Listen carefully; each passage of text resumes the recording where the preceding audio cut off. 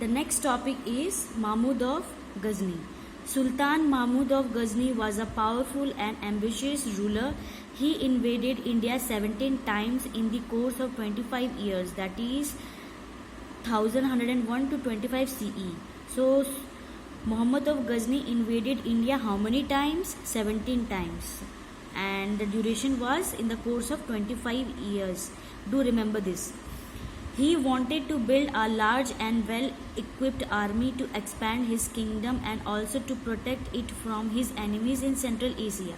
So his main objective was to build a large and well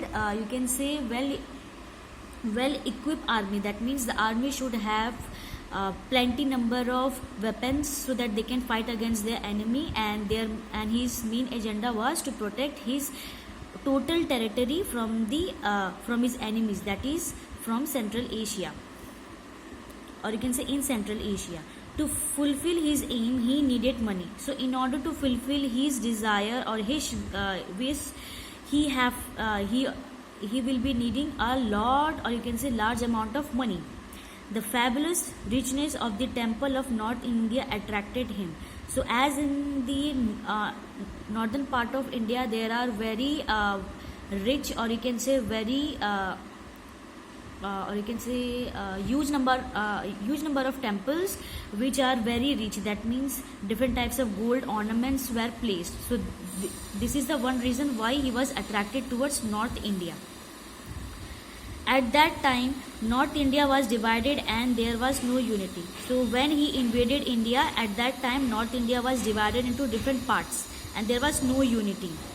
The ambitious, that means strong Rajputs, deeply absorbed in mutual rivalries, failed to understand the gravity of the situation. Mahmud of Ghazni attacked India and plundered its richness.